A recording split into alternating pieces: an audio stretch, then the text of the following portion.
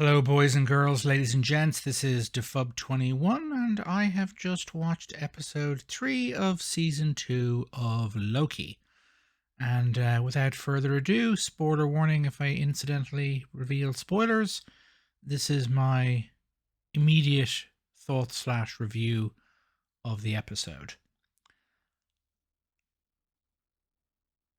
The point of comparison that I keep making between Loki and other shows that have been on over the last year or so is obviously going to be the other Disney Plus shows that have been out in the last 12 months, 2 years.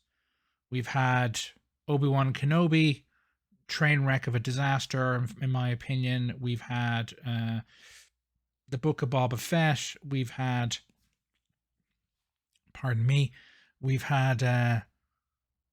season 3 of the Mandalorian. We've had Ahsoka. We've had, again, I haven't watched Moon Knight, but we've also had Secret Invasion, which I have watched, which was terrible. And we've had Ahsoka.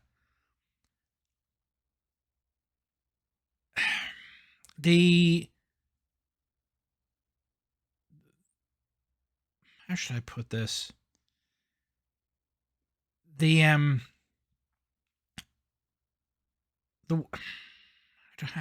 do I put this? I'm lost for words at the moment. The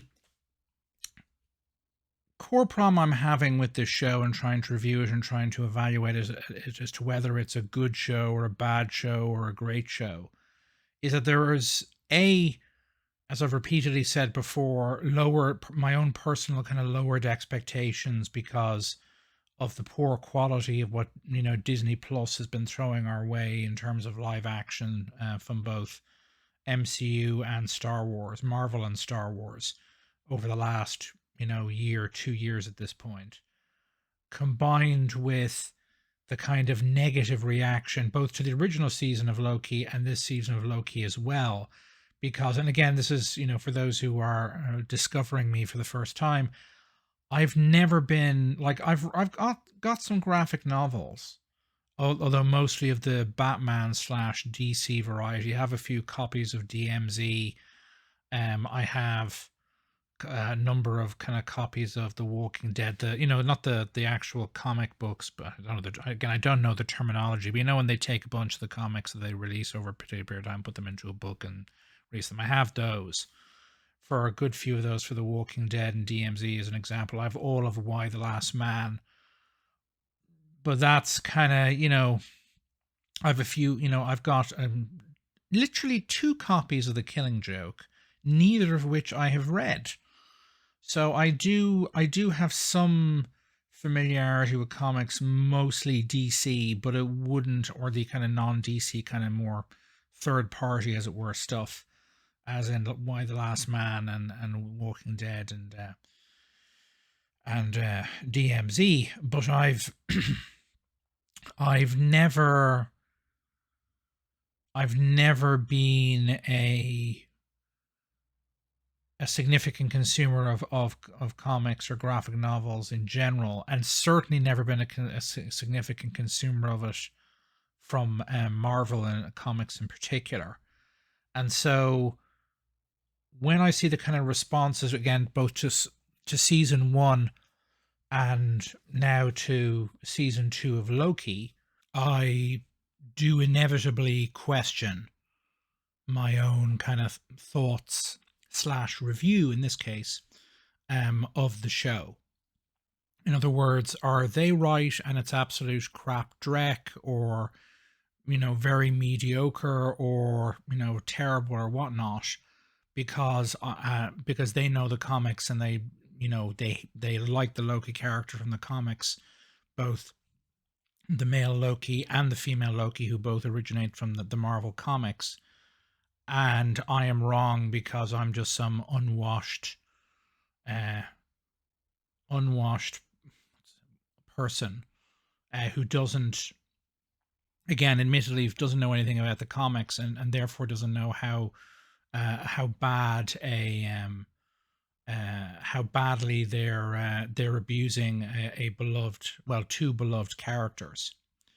And so I'm kind of that, combined with the fact that, yeah, my expectations have probably been lowered in terms of Disney Plus content and the quality thereof or lack thereof, because of the very poor quality of what we've been getting for at least the last year, if not longer.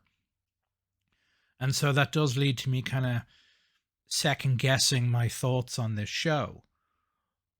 But what is, again, to my mind, without doubt or without question, is that this is, in terms of the quality of the dialogue, enabling a quality of acting, particularly from Owen Wilson and Tom Hiddleston and the rest of the cast, that is frankly much better than anything we've gotten out of Disney Plus in quite some time.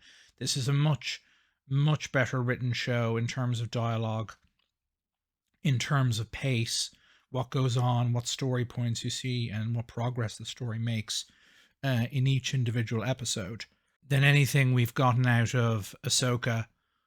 Or even, Secret Invasion had literally no reason to exist as far as I can tell.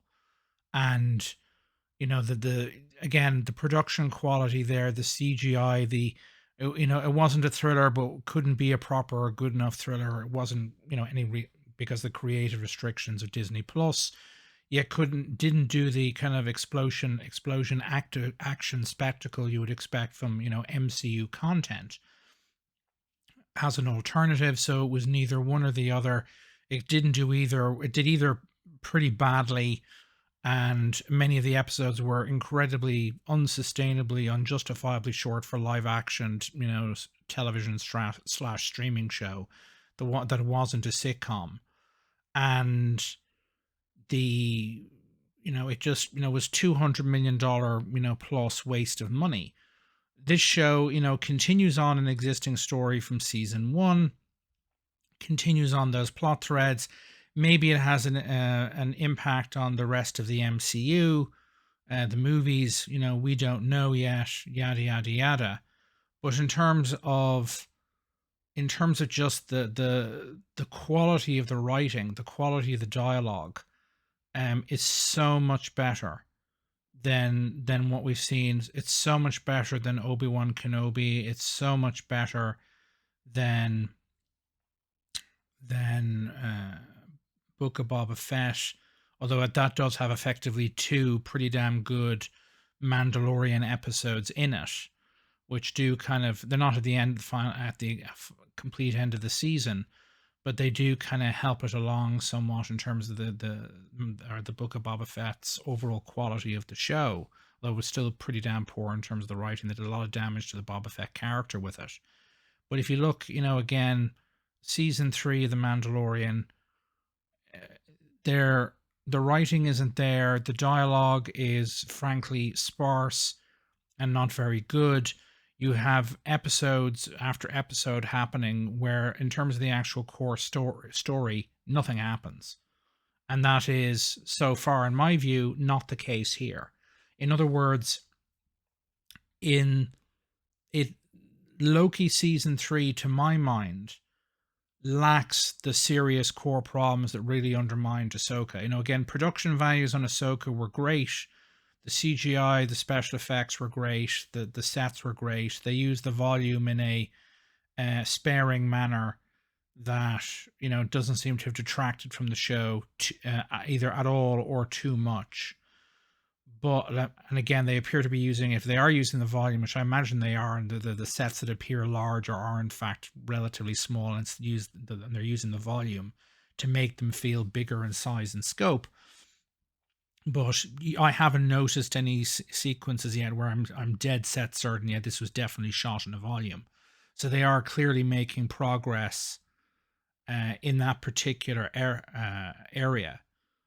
And so, irrespective, of, quote unquote production quality, which you could say were pretty damn good for season 3 of The Mandalorian and Ahsoka and now and now Loki season 2 again, Secret Invasion. Yeah, initially, if you look at some of my reviews, I thought some of the sets they did were pretty good, but the overall production quality, like there's action sequences in that involving CGI that look terribly, terribly mid, quite frankly, at best. And considering how much money they spent on Secret Invasion, it's completely, unjustifiable. But Loki, again, so far, the production quality is on par or better than Ahsoka's, and the writings in terms of the dialogue, there's an awful lot more of it, which in of itself isn't necessarily a plus. But there's very little dialogue, all things considered, in Ahsoka. It's nowhere near as well written as it is here. So both the dialogue, both in quantity and more importantly in quality, is much better. And there are, again, story point after story point from the main plot running through each episode. It certainly feels that way to me. It feels like a much faster show. We're now 3 episodes in. It's not beginning to feel like a drag, which it already was at this point, or was about to with Ahsoka. The episode length, so far we've not had any of those bloody god-awful, 30 minutes or less runtime episodes. I think this episode is, I don't know, it's about 40-something plus minutes long, but either way, it's much better in terms of runtime than those unnecessarily short episodes in both Secret Invasion and Ahsoka, which again in both cases hurt both of those shows. And it just feels so much more faster paced. You get new developments in each plot thread, episode to episode to episode, or at least it feels like it. And so it is, in my view, a very significant upgrade over both Secret Invasion. Again, that's not saying much in the case of Secret Invasion, because again, not good. A significant upgrade over Ahsoka, a significant upgrade over season 3 of The Mandalorian. The writing is just so much better, or at least it is so far. Now, if any of the major plot threads end up going nowhere, like the whole Sabine Wren plot thread from Ahsoka does, then that'll negatively hurt the show, in my opinion of it. But so far, it's in my view, the best written Star Wars, or not Star Wars, the best written Disney Plus show we've gotten in certainly the last 12 months, maybe even 2 years. And while that does not necessarily mean that the show is any way, shape, or form on par with, say, The Boys, or another prime example would be House of the Dragon, whose season 2, I believe, is coming at some point next year. But it's still, it's still a significant step in the right direction for Disney Plus. The problem I have is that to say that this is Disney Plus self-correcting and improving things, I wouldn't necessarily say so at all. I would assume this show, I'm not sure for certain. Again, I don't know the biographies of the people responsible for actually directing it, for writing it, but I believe this is the same people who wrote season 1 of Loki. And Loki season 1 was one of the first kind of 3 shows, along with the Winter Soldier and the character played by Anthony Mackie, whose name I completely forget. Let me know in the comments below and lambast me for my lack of Marvel knowledge. And the third show, which is again WandaVision, were for one of the 3 kind of initial Disney Plus live action original content shows that were released, along with kind of season 1 of The Mandalorian, and they were all in relative terms pretty good. Although again, there were annoying issues as far as I was concerned at season 1 of Mandalorian, which have continued in that show. Again, episodes that were too episodic and unrelated to the main plot and main story threads. And to a degree, that season was saved by the final episode and the reveal of Baby Yoda, aka Grogu. But fundamentally, those shows were much better written than what we've gotten since. The quality of the writing has just declined and declined and declined and declined since. And it seems to be that Disney seems to have hired a lot of people who don't know what they're doing or haven't been given the right support to be able to write to the standard required, or simply didn't have the time to write to the standard required to compete in the premium streaming space in which they're now competing. And so, yes, maybe you could say, oh, this is Disney turning the corner, improving the quality of the writing of its shows. But this is again, I assume, the writing team, pardon me, who wrote season 1 of Loki, and that was already one of the best written shows of the original, batch of shows that came out. And again, the writing quality has just been getting worse and worse and worse ever since.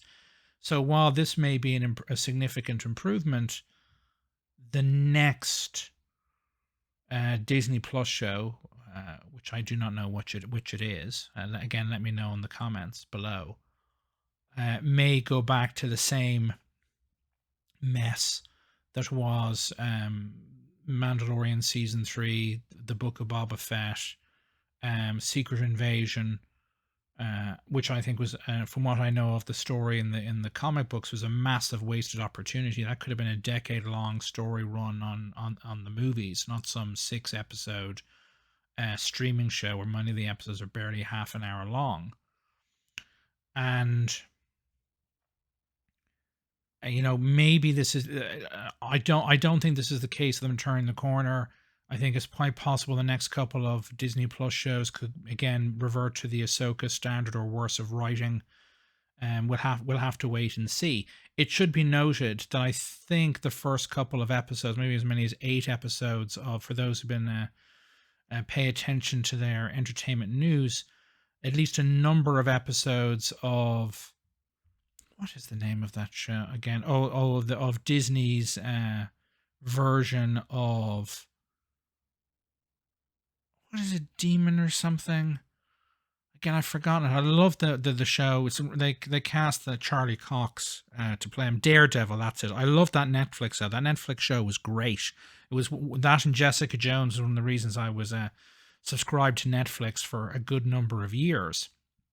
And realistically, I don't think Netflix has really come up with a show since that held my attention for multiple years. Again, they had The Witcher, but I haven't bothered watching season 3 because of what the bad word of mouth and the fact that Henry Cavill has exited stage left. So I don't know. I don't know if there's anything. Well, again, I haven't looked at One Piece yet, so maybe that'll grab my attention. If they make multiple seasons of that, I might keep watching it if the standard of the show is good. But as it currently stands, I think Disney looked at the episodes that had been filmed before the actors' strike kicked in, actor/writer strike, and they apparently fired the showrunner or the person in charge of making the show. They fired the writers, and they apparently also fired the director as well, which means they're going to restart the entire damn thing. That might delay the show's production and its airing from like a year or more. But that might finally be Disney turning the corner. If they know if they really, have gotten, got their thinking right, they would find the creative team that worked at Netflix making the original Daredevil and Jessica Jones shows. They'd hire them, give them the time to write, a season or two to a very, very high standard. And then, preferably without the creative restrictions. Again, Disney Plus needs a parental control system. They need to have the ability to have content that is more mature in nature. Again, think the Daredevil show and Jessica Jones show on Netflix, to be, in my view, to be able to compete, and get them to write up a really good Daredevil show, another really good Jessica Jones show, and put those into production. But again, if what's happened with Daredevil is Disney Plus actually turning the corner, it will probably be more than a year before we actually start to see the results. Now, I could be wrong on that. I could be very wrong indeed. It could be quicker. It could take longer. It may be that some of the shows we've got coming up after this are in fact of a better quality.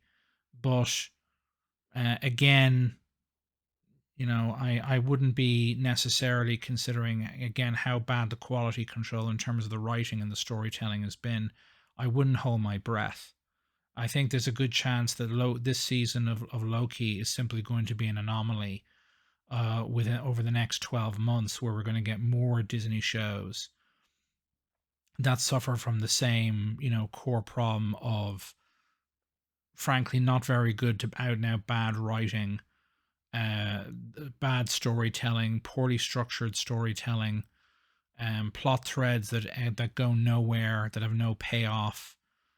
You name it, for at least another year, maybe more, until the ship can be written. I know that the Echo show, which is a kind of a spin-off from the Hawkeye show, which I didn't think was very good either, is, although it's not one of the worst Disney Plus shows, that Hawkeye show. I know Echo is coming. I've heard it's a train wreck. There's also Coven of Chaos as well, which is, again, it's kind of a sequel slash spin-off from WandaVision. Who knows whether that'll be good, bad, or out now terrible. But I don't have high hopes for either of those shows in terms of the quality of the writing, and therefore, by extension, the quality of the show.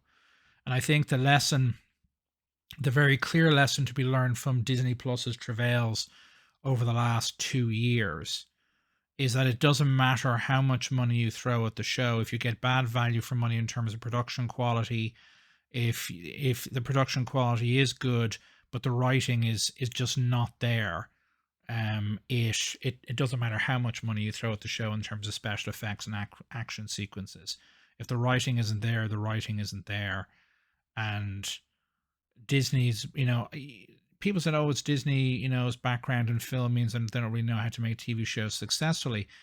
Maybe so, but they've had like a Disney cable channel, certainly in the United States, for a very long period of time. And that's been doing live action episodic television and animated episodic shows like Clone Wars and so on for quite some time. You would think they would have picked up at least some understanding of the format, both its strengths and its limitations, and they just don't seem to have at all. And so, yes, again, they could, so far with Loki, they could really drop the ball. They could really, really drop the ball between now and the season final, which I think is now 3 episodes away. I think Loki is 6 episodes long. But, stress the but part, that unless that happens, this will be, I think, the best written Disney Plus show we've seen in quite some time.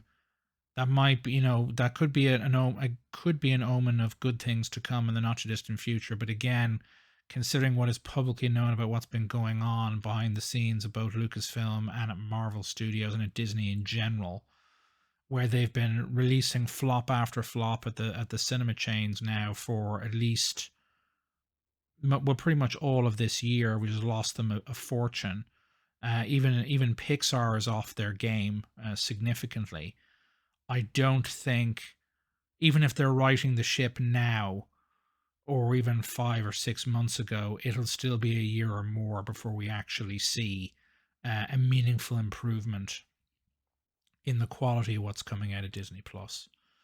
So for those who, again, are enjoying the show, enjoy it. Go ahead and enjoy it as much as you can, because I don't think we're going to see certainly anything better than this for the next 12 months. We may well see stuff that is significantly worse. Of course, again, as I've already mentioned, if you're an OG Marvel Comics fan and you really like the character, or even the Loki character, even from his original kind of appearance in the first Avengers movie, we had some really good lines and dialogue in that hasn't really been repeated since, it should be noted. Then